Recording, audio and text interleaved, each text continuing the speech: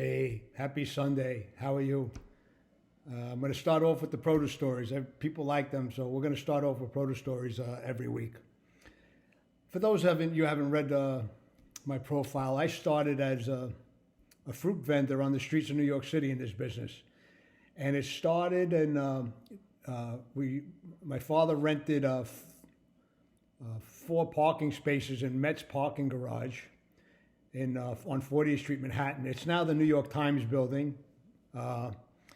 And we set up our fruit store on milk boxes and 4x8 plywoods.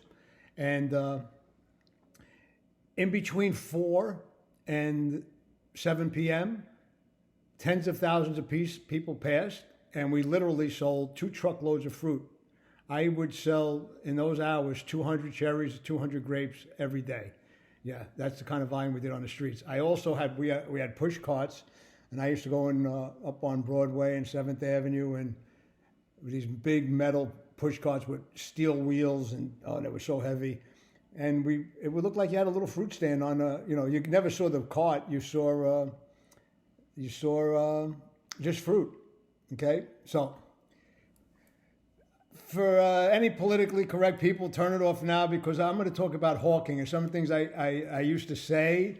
When we would hawk fruit, and here's something like, it would be like, cherries and peaches, bring them to the beaches, right? Or a pretty girl would pass by, and I go, oh, what a pear! She'd turn around and look, 4 for $1, and lettuce, 3 heads for $1, best head you ever had for $1. That was it brings back a lot of great memories for me. It was some great times. So that's my produce stories for the week. And believe me, you talk to me long enough, I got enough stories for hours. I'm going to put a link. I want to welcome Michael DeRenis to the Top Cats family. Michael's main thing is tomatoes. So if anybody needs tomatoes, I do Roma contracts, stuff like that. But I think Michael will up my game even in that area, and he does some Western vegetables. So give Michael a try. So we have some new customers that we're bringing into the fold, and we have some new items bringing into the Top Cats fold. So check out this link. I put a little article that he wrote in Produce News, and that's a pretty good thing. PMG, they're doing this. I think the series is over now. They had these, great displays the last couple of months, and I'm going to put a link for them too. Some of those displays were awesome. Brings back a lot of memories when I had retail stores, and until present day, some of my customers that really know how to merchandise produce and sell it right. You're going to say this, none of those great displays had RPC boxes showing in racks. Those displays had big mountains of fruit, and if you don't know how to dummy to make stuff look like that, invite me to your store. I'll teach you how to do it. But it was really, really awesome. And the boxes, produce boxes, a lot of them are very artistic and everything. Use them part of your displays. It's great merchandising. So that's my little produce 101 for today. Let's talk about some markets. We're going to talk about my favorite market, which is the red pepper market. Red pepper market is hot and going to get hotter because the temperatures in California, if anybody's watching the weather, in the hundreds. So that is going to take supplies down, and we had some really good ads going into it, so the demand was up, and you're going to see this market trend higher for at least the next couple of weeks. So just keep that in mind. Hot temperatures in a hot market. At the terminal level, on 15 pounders, I think the beginning of the week, some people were a little long last week because the week before was a little cheap. So the terminal level, maybe some carriage stuff, maybe $18 to $20. But once that gets out of the way, 20 and plus on 15 pounders. And 25-pound choice, definitely going to be in the 25-pound range, $25 range and up. As soon as once the carriage stuff gets out of the way. Remember, the week before you had $8 to $10 FOB stuff, so that stuff is still lingering around. But last week, basically the mark was 12 to 14 FOB. So keep that in mind.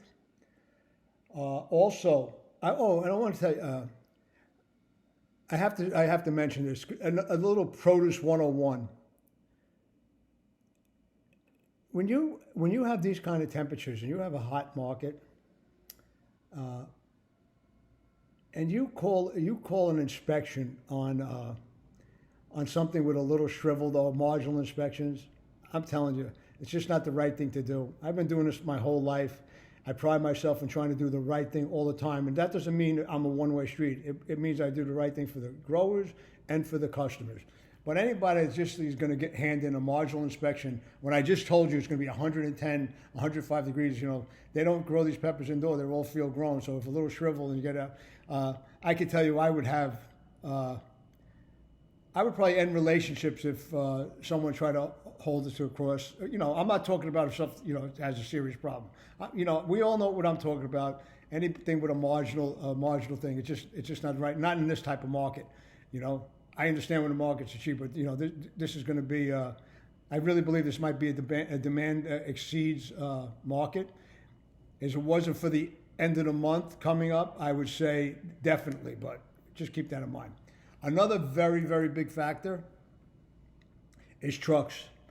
Trucks to the East Coast were at $8,000 plus, almost $9,000 towards the end of the week last week, and this week we're going to have that nationwide crackdown, which is only going to exacerbate the problem. So trucks are tight, which might add to this market that people might not be able to load them. If they get them, they won't be able to load them, or they're going to be saddled with high freight costs on top of it. So all these things are going to contribute to these markets. And I think that's it today. Maybe you guys will listen till the end today. I'm sorry, I guess I got the sun behind me, so my screen, I guess, keeps on going from light to dark, so you can't see my beautiful smile. Anyway, you know what I say. I love you. I love the produce business. Take care. Always do the right thing. We're all in this together. And see you next week, okay? All right, bye.